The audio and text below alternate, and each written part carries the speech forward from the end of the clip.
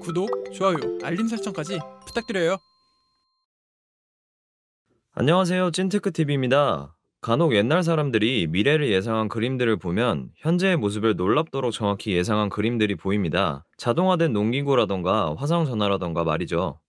그리고 그 중에서도 우리의 눈길을 사로잡는 꽤 흥미로운 그림이 있습니다. 바로 이 그림입니다. 하늘을 날아다니는 무수한 비행기들이 보이시나요? 아무래도 100년 전 그림이다 보니 생긴 건 어설프지만 이런 개념 자체는 최근에 드론이라는 상품으로 부각되기 시작했습니다. 네, 유인 드론 혹은 그 드론 택시가 바로 그것입니다. 아직 상용화까지는 시간이 필요하지만 상용화에 성공하기만 하면 우리 삶의 모습을 완전히 바꿀 물건이죠. 그리고 지금까지 많은 회사에서 다양한 제품이 소개되었습니다. 도대체 드론은 무엇이고 드론 택시는 또 무엇일까요? 최근 몇 년간 드론 기술이 비약적으로 발전하고 드론의 보급이 상당히 진행되면서 이제 우리 주변에서 드론의 모습을 쉽게 찾을 수 있게 되었습니다. 그렇다면 도대체 드론이란 무엇일까요? 드론의 정의에서 핵심은 조종사 없이 무선 전파의 유도에 의해서 비행 및 조정을 한다는 점입니다. 그리고 PAV와 UAM 등의 개념이 존재합니다. PAV는 Personal Air Vehicle의 약자로 개인 항공기를 의미하며 UAM은 Urban Air Mobility의 약자로 도심 항공 모빌리티를 의미합니다. 드론 택시는 PAV에 속하면서도 UAM에 속한다고 볼 수 있겠죠. 초기 군사적인 목적으로 활용되던 드론은 최근 취미, 레저 촬영 등 다양한 영역에서 활용되고 있고 앞으로는 물류, 운송, 여객 등 다양한 분야로의 활용이 기대됩니다. 그 중에서 오늘 다룰 영역은 바로 드론 택시입니다. 드론 택시의 첫 등장은 CES 2016에서였습니다. 바로 중국의 드론 회사인 이항에서 공개한 이항 184가 그것이었죠. 그리고 2017년은 드론 택시의 역사에 있어 중요한 한 해였습니다. 우버, 에어버스, 이항 등에서 드론 택시를 발표하면서 빠른 시일 내로 드론 택시가 상용화될 것으로 보였기 때문이죠. 여기에 이항은 두바이에서 드론 택시 서비스를 시작할 것이라고 밝혀 수많은 사람들의 관심이 드론 택시에 집중될 수밖에 없었습니다. 하지만 아쉽게도 이것들은 모두 공연불이 되었습니다. 3년이 지난 현재까지 드론 택시는 아직까지 상용화가 되지 않았죠. 하지만 투자자들의 관심은 계속되고 있습니다. 드론 택시의 대표주자라 할 수 있는 이항의 경우 이항 184 이후 이항 216의 공개 및 시험 운행 등을 선보이며 가능성을 계속 보여주고 있기 때문이죠. 거기에 UAM 산업 자체의 성장성 역시 기대할 만하다는 점에서 투자자들의 관심을 끌고 있는 모습입니다. 지난 11월 10일 국토교통부에서 개최한 도심항공교통 서울실증 행사에서 나온 한 장면입니다. 발표자로 나선 현대자동차 UAM 기체개발팀 팀장이 글로벌 유력 분석기관의 자료를 인용하여 2030년에는 200억에서 3,200억 달러 규모, 2035년에는 320억 달러에서 6,400억 달러 규모, 2040년에는 1조 5천억 달러 규모로 UAM 시장이 성장할 것이라는 예측을 보여주었습니다. 이 중 모건 스탠리의 자료를 살펴보면 2020년 70억 달러 규모였던 UAM 시장은 2040년 1조 4,740억 달러 규모로 연평균 성장률 30.7%를 기록할 것으로 전망되고 있습니다. UAM의 정의를 생각하면 단순히 기체만 개발되고 보급된다고 끝이 아닙니다. 각 도시에서 체계를 도입하고 제도를 정비해야 하죠. 이런 관점에서 UAM을 도입하는 도시의 수 역시 상당히 중요합니다. 지역별로 보면 2050년까지 아시아 태평양 지역은 총 23개의 도시가, 북미는 16개의 도시, 유럽은 15개의 도시에서 UAM을 도입할 것으로 전망됩니다. 결국 선진국 중심으로 UAM을 도입한다고 볼 수 있는데 도입 이후 실제 운영 결과가 나올수록 UAM 도입 속도는 가속화될 수 있을 것으로 전망됩니다. 그렇다면 드론 택시에는 어떤 기업들이 있는지 살펴볼까요? 첫 번째로 살펴볼 회사는 바로 이항홀딩스입니다. 이항은 나스닥에 상장된 중국의 드론 업체로 현재 시점에서 드론 택시 산업에서는 가장 앞선 주자라고 평가할 수 있습니다. 3분기 이항의 최대 성과라고 하면 바로 지능형 대형 소방 드론인 EH216F를 출시했다는 점입니다. 승객 운송과 물류 중심의 제품 포트폴리오가 이로 인해 다변화가 가능해졌다는 점에서 상당히 중요한 부분입니다. 2019년과 2020년 1분기부터 3분기까지 분기별 판매 대수를 보면 이항의 성장세도 확인이 가능합니다. 올해 3분기에는 총 23대 판매로 YOY 27.8%, QOQ 43.8%의 성장을 보였습니다.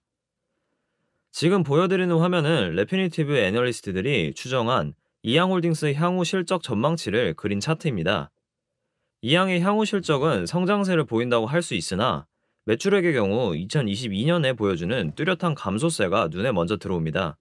이는 산업이 성장하고 발달하면서 제품 단가가 낮아지는 것과 동시에 시장 내 경쟁자가 늘면서 매출액 자체가 감소하는 현상으로 풀이할 수 있습니다.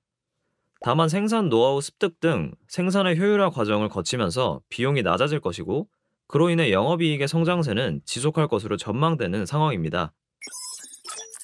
앞서 이야기한 이양이 드론 택시 생산과 서비스 산업을 모두 한다면 우버에서의 생산은 다른 업체에 맡기고 서비스만 집중하는 형태라 할 수 있습니다. 이 서비스는 우버 에어로 불려왔는데, 코로나19 직격탄으로 매출이 크게 감소한 우버가 사업 포트폴리오를 조정하면서 막대한 비용이 드는 우버 에어를 매각할 것이라는 소식이 나왔습니다. 그리고 현지 시간 12월 8일 우버가 에어 택시 사업 부분인 엘리베이트를 조비 에비에이션에 넘기고 조비에 7,500만 달러를 투자하기로 결정했다는 보도가 나왔습니다. 하지만 이 외 세부적인 조건은 공개되지 않은 상태입니다. 우버가 엘리베이트를 조비 에비에이션에게 넘기긴 했지만 조비의 투자를 집행한 것을 고려하면 추후 조비에서 관련 사업을 성공시켰을 때 어떠한 형태로든 우버가 연관될 가능성이 높아 보입니다. 따라서 앞으로 조비의 에어택시 사업이 어떻게 흘러가는지 지켜보시는 것도 의미가 있을 겁니다. 이번에는 드론 배송 관련 기업을 간단히 살펴보겠습니다. 드론 배송은 택시와 같은 승객 운송 부분은 아니지만 승객 운송과 유사하게 드론이 무거운 무게를 들어야 한다는 점에서 드론 택시와 유사한 부분이 있습니다. 실제로 이양홀딩스의 경우 드론 택배 부문도 제품 포트폴리오로 보유하고 있었죠. 드론 배송 업체가 언제든 드론 택시로도 변신할 가능성이 상당히 높다고 판단되기 때문에 드론 배송 관련 기업들을 살펴보는 것도 분명 의미가 있을 겁니다. 먼저 소개해드릴 기업은 에이지이글 에어리얼 시스템즈입니다. 에이지이글이 투자자들의 주목을 받기 시작한 것은 2020년 8월에 나온 소식 때문이었습니다. 간단히 요약하면 아마존이 에이지이글을 선택했다는 내용입니다. 에이지이글의 홈페이지에서 드론 배송에 대한 소개를 살펴보면 아마존이라고 밝히지는 않았지만 세계 최고의 이커머스 업체와 협업하고 있다고 밝히고 있습니다. 세계 최고의 이커머스 업체라고 한다면 이견이 있을 수는 있겠지만 여기에 드론 배송이라는 키워드가 결합하면 아마존이 떠오르지 않으신가요? 에이지이글의 20년 3분기 실적은 전년 동기인 19년 3분기에 비해 매출액은 크게 개선되었지만 순손실 규모는 소폭 증가했습니다. 매출의 큰 성장은 아마존으로 추정되는 고객에 대한 드론 배송과 관련 패키지 장비의 제조 및 조립 때문으로 분석되며, 순손실의 증가는 장기 성장과 사업 확장을 위한 비용 집행이 늘어났기 때문입니다. 드론 배송하면 아마존을 빼놓을 수 없겠죠. 2013년 아마존의 CEO 제프 베조스는 CBS의 60분이라는 방송에서 드론으로 30분 이내에 상품을 배당하는 아마존 프라임 에어를 개발 중이라고 밝혔습니다. 이때는 단순히 농담이라 생각한 사람들이 많았죠. 그로부터 7년이 지난 2020년 8월 아마존은 미국 연방항공청으로부터 프라임 에어에 대한 운항 허가를 받게 됩니다. 이로써 우리는 드론 배송 시대의 문 앞까지 다가서게 되었습니다. 2015년 조사이긴 하지만 아크인베스트에서 배송 비용을 추정한 자료입니다.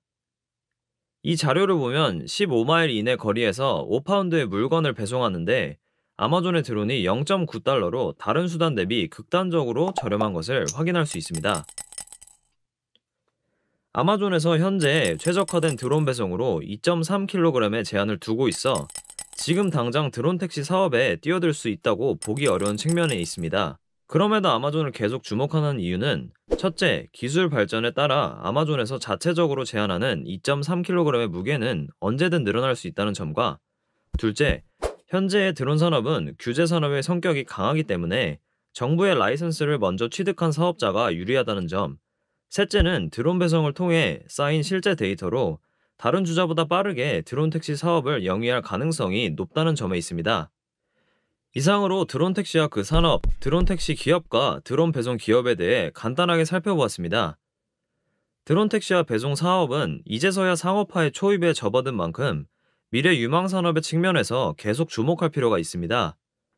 하지만 드론 산업의 성격이 규제 산업의 성격이 강하다 보니 단순히 특정 기업의 기술적인 측면만 보기보다는 특정 사업에 대해 각국의 허가를 얻거나 혹은 협업을 하는지 여부를 같이 체크하시면 좋은 투자가 가능할 것으로 생각됩니다.